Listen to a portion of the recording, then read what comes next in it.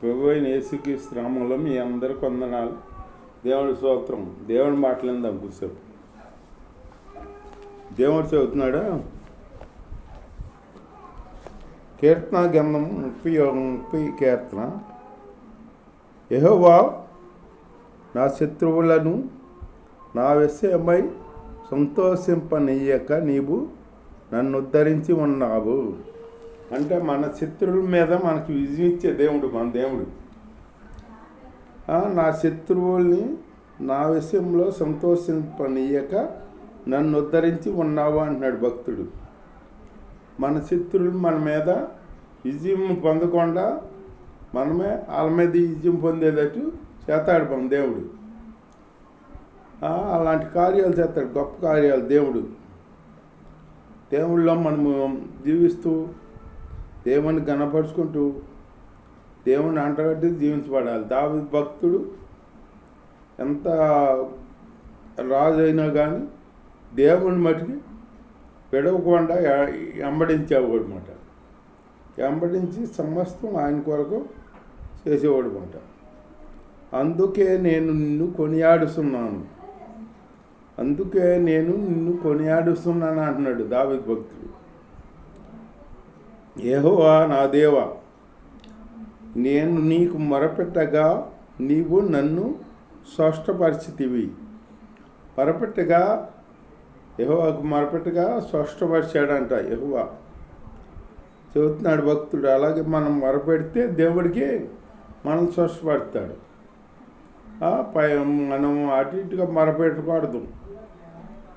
మనం మనసారా ఆయన సన్నిధిలో ఆయన మొరపెట్టి బిడ్డలుగా ఉండాలి. దేవుడి స్తోత్రం. హల్లెలూయా. యెహోవా పాతాళములో నుండి నా ప్రాణమును లేవదీసితివి. పాతాళములో నుండి నా ప్రాణమును లేవదీసితివి అంటున్నాడు దావీదు భక్తుడు. అలా పాతాళంలోకి దిగినా కానీ మన ప్రాణాన్ని రక్షిస్తాడు దేవుడు. దేవుడు అందుంటే దేవుడు అందు ఉండాలి మనం. దేవుడి స్తోత్రం. హల్లెలూయా. నేను గోతులోనికి దిగకుండా నీవు నన్ను బ్రతికించితివి. గోతులోనికి దిక్కుండా నీవు నన్ను బ్రతికించితివి అంటున్నాడు. గోతులోనికి దిగినిచ్చే దేవుడు కాదు, మనల్ని బతికించి మనల్ని మన అంటే ఉండి కాపాడుతాడు అన్నమాట. గొప్ప దేవుడు. దేవుడి స్తోత్రం. యెహోవా భక్తులారా ఆయనను కీర్తించుడి. యెహోవా భక్తులారా ఆయన్ని కీర్తించుడి అని చెప్తున్నాడు దావీదు భక్తుడు. ఆయన కీర్తించాలి మనం. ఆయన పరిశుద్ధమైన జ్ఞాపకార్థ నామమును బట్టి ఆయనను స్తుతించుడి. ఆయన పరిశుద్ధ నామమును జ్ఞాపకార్థ నామమును బట్టి ఆయనను స్తుతించుడి అని చెబుతున్నాడు అనమాట. ఆయన స్తుతించే బిడ్డలుగా ఉండాలి మనం. ఆయన స్తుతించే బిడ్డలుగా ఉంటే నిత్యం మనకి ఏం కావాలో అది దేవుడు మనకు అనుగ్రహిస్తాడు. అంతేగాని దేవుడి మందిరానికి వెళ్తున్నామని పేరే కానీ మనలో దేవుడు ఏ కార్యం చేయకపోతే మనకన్నా అన్నిలే మెరుగు. అన్నిలు ఏమంటారో, నువ్వు ఆ దేవుడిని నమ్ముకున్నావుగా, నీకేం కార్యం జరిగింది అంటారు. అట్లా అనిపించుకునే వాళ్ళంగా మనం ఉండకూడదు. మన దేవుడు గొప్ప దేవుడు. ఆయన వెంబడిస్తే ఆయన మనకు గొప్ప కార్యాలు చేస్తాడు. ఆయన కోపము నిమిషం మాత్రమే ఉంటుందంట. ఆయన కోపము నిమిషం మాత్రమే ఉండును. ఆయన దయ ఆయుష్కాలము నిల్చును. దయ ఆయుష్కాలం అంతా నిలుస్తూ ఉంటారు. దేవుడి స్తోత్రం. సాయంకాలమున ఏడుపు వచ్చి రాత్రి ఉండి నన్ను ఉదయమున సంతోషము కలుగును. సాయంకాలమున ఏడుపు వచ్చి దుఃఖం కలిగినా కానీ ఉదయమున సంతోషం కలుగుద్దంట. ఉదయం సంతోషం ఇస్తాడు మన దేవుడు. దేవుడి స్తోత్రం. నేనెన్నడూను కదలనని నా క్షేమకాలమున అనుకొంటిని. నేనెన్నడూ కదలనని నా క్షేమకాలమున అనుకుంటుని. మనం అట్లా అనుకోకూడదు. దేవునందు భయభక్తి కలిగి ఉండాలి. సంపన్న స్థితిలో కానీ లేని స్థితిలో కానీ ఎప్పుడైనా యెహోవా దయ కలిగి నీవే నా పర్వతమును స్థిరపరిచితివి. నీ ముఖమును నీవు దాచుకున్నప్పుడు నేను కలత చెందితిని. ఆయన ముఖమును దాచుకున్నప్పుడు దావీదు భక్తుడు కలత చెందాడంట. ఆయన మనకి మరుగ్గా ఉంటే మనం ఆయన మనతో లేకపోతే మనకేం జరగదో, మనమేం చేయలేము. ఆయన మన అందు ఉండాలంటే ఆయన అంటే మనం ఉండాలి. ఆయన కనపరిచే బిడ్డలుగా ఉండాలి. దేవుడి స్తోత్రం. హల్లెలూయా. యెహోవా నీకే మొరపెట్టి తిని, యెహోవా నీకే మొరపెట్టి తిని అంటున్నాడు భక్తుడు. ఆయనకు మొరపెట్టే బిడ్డలుగా మనం ఉండాలి.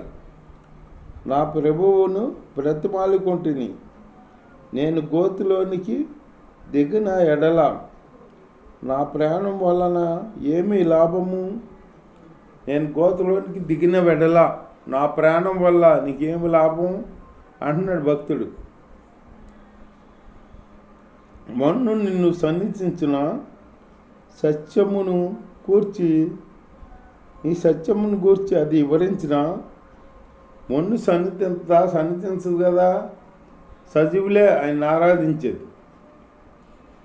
సజీవుల లెక్కలో మనం ఉన్నామంటే దేవుడి కృప. యెహోవా ఆలకింపుము, నన్ను కరుణింపుము. యెహోవా నాకు సహాయకుడివై ఉండుము. నా ప్రాణము మౌనముగా ఉండక నిన్ను కీర్తించినట్లు నా అంగలార్పును నీవు నాట్యంగా మార్చి ఉన్నావు. నా అంగలార్పును నాట్యంగా మార్చి ఉన్నావు అంటున్నాడు భక్తుడు. దేవుడంతా నిలిచి ఉండాలి. మనం నిలిచి ఉంటే ఏ అపాయం మన వద్దకు రాదన్నమాట. నీవు నా గోనుపట్ట ఇప్పించి సంతోష వస్త్రము నన్ను ధరింపజేసి ఉన్నావు. గోనుపట్ట కట్టుకుంటే నా గోనుపట్ట ఇప్పించి సంతోష వస్త్రం ధరింపజేసి ఉన్నావు అంటున్నాడు. యెహోవా నా దేవా, నిత్యము నిన్ను కీర్తించెదను అంటున్నాడు దావీదు భక్తుడు. అలాగే నిత్యం మనం ఆయన్ని కీర్తించే బిడ్డలుగా ఉండాలి. అట్లాంటి బిడ్డలుగా ఉంటే మనకి ఏ అపాయం రాదు. ఏ అపాయం వచ్చినా దేవుడు మనల్ని కాపాడుతాడు అన్నమాట. దేవుడి స్తోత్రం. హల్లెలూయా. యెహోవా నీ శరణుజొచ్చి ఉన్నాను, నన్నెన్నడూను సిగ్గుపడనీయకుము. యెహోవా నీ శరణుజొచ్చి ఉన్నాను, నన్ను ఎన్నడూను సిగ్గుపడనీయకుము అంటున్నాడు భక్తుడు.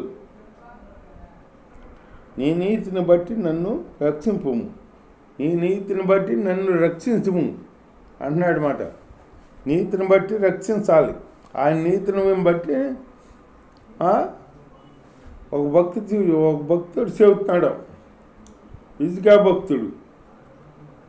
ఆయన మరణకరమైన వ్యాధి వచ్చినప్పుడు వెస్సయ్య భక్తుడు వచ్చి చెప్పాడు, నువ్వు మరణం పోతున్నావు, నీవు వెళ్ళి చక్కపెట్టుకో అంటే, అప్పుడు ఆయన ఏం చేశాడో గోడవైపుకి తిరిగి కన్నీరు విడిచి దేవుడికి మొరపెట్టుకుని, నేనెట్లు నీ ఎదుట నేను యథార్థంగా ఎలా నడుచుకున్నానో కృపతో జ్ఞాపం చేసుకోమన్నాడనమాట. అలాగే కృపతో జ్ఞాపం చేసుకో ప్రభువా, నన్ను మీ నీతి చేత నన్ను కరుణించు అని మనం ప్రార్థన చేయాలన్నమాట. అటువంటి బిడ్డలుగా ఉండాలి మనం. నాకు సెవియొగ్గి నన్ను త్వరగా విడిపించము. నాకు సెవియొగ్గి నన్ను త్వరగా విడిపించమంటున్నాడు భక్తుడు. నన్ను రక్షించుటకు నాకు ఆశ్రయ శైలముగాను ప్రాకారం గల ఇల్లుగాను ఉండుము. నా కోట నీవే అన్నాడు. ఆశ్రయ దుర్గముగా ఉండమంటున్నాడు మాట. నా కొండ కోట నీవే అంటున్నాడు మాట. మరి దేవుడే, అన్నీ దేవుడే మనకి. నీ నామమ్మని బట్టి త్రోవ చూపి నన్ను నడిపించుము. నీ నామమ్మని బట్టి నన్ను త్రోవ చూపి నడిపించమంటున్నాడు మాట. నడిపించమంటున్నాడు. నా ఆశ్రయదుర్గం నీవే, నా ఆశ్రయదుర్గం నీవే అంటున్నాడు భక్తుడు. అలాగే మన ఆశ్రయదుర్గం కాడ దేవుడే, యెహోవా. దేవుణ్ణి ఆశ్రయించుకుని, దేవుణ్ణి ఆశ్రయించుకుని మనం జీవించాలి అన్నమాట. నన్ను సిక్కించుకొనుటకై శత్రువులు రహస్యముగా వడ్డిన వలలో నుండి నన్ను తప్పించుము. నన్ను సిక్కించుకొనుటకు రహస్యముగా శత్రువులు వలవడ్డారు అంటున్నాడు. ఆ వలలో నుంచి నన్ను నీవు తప్పించమంటున్నాడు దేవుణ్ణి. నా ఆత్మను నీ చేతికి అప్పగించున్నాను, నా ఆత్మను నీ చేతికి అప్పగించుకున్నాను అంటున్నాడు అన్నమాట.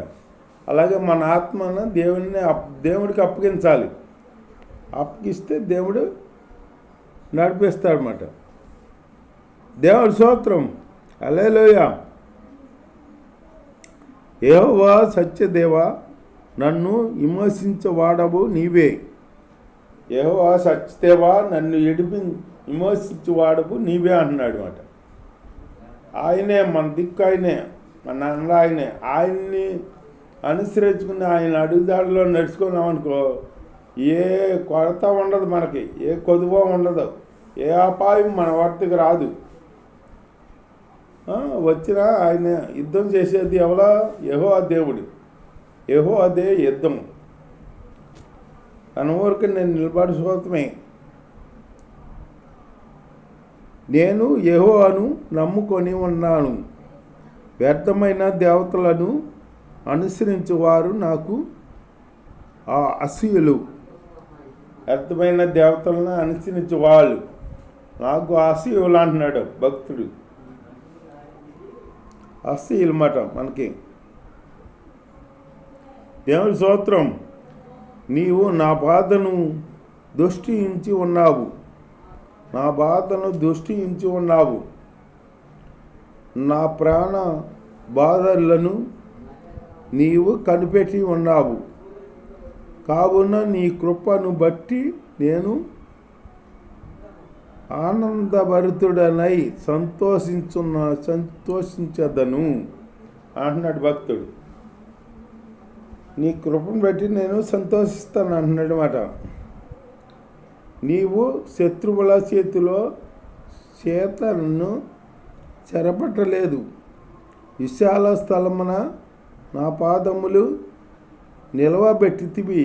విశాల స్థలముల నా పాదములు నిలబెట్టితివి అంటున్నాడు మాట.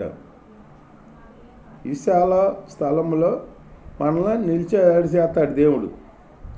యెహోవా, నేను ఇరుకున పడి ఉన్నాను, నన్ను కరుణింపుము. ఇరుకున పడి ఉన్నాను, నన్ను కరుణింపు అంటున్నాడు మాట భక్తుడు. అలాగే మనం నేను ఇరుకులో ఉన్నాను ప్రభువా, నన్ను కరుణించు ప్రభువా, మీ విశాల మార్గాన్ని నడుపు ప్రభువా, మీ ఎలుగు మార్గాన్ని నడుపు ప్రభువా అని మనం ప్రార్థన చేసుకోవాలన్నమాట. దేవుడి స్తోత్రం, హల్లెలూయా. విచారముల వల్ల నా కన్ను క్షీణించున్నది. విచారముల వల్ల నా కన్ను క్షీణించున్నది అంటున్నాడు. నా ప్రాణము, నా దేహము క్షీణించున్నవి. నా బ్రతుకు దుఃఖంతో ఎలబుస్తున్నాడంట. నిట్టూర్పులు విసుటతో నా యాండ్లు గతించుతున్నవి. నిట్టిపు విడుచుటతోనే ఆ ఏండ్లు గతిస్తున్నాయి అని చెబుతున్నాడు దావీదు భక్తుడు. అలాగే మనం దేవుని మరపెట్టుకుంటూ ఆయనలో ముందుకు సాగాలి. దేవుడి వాక్యం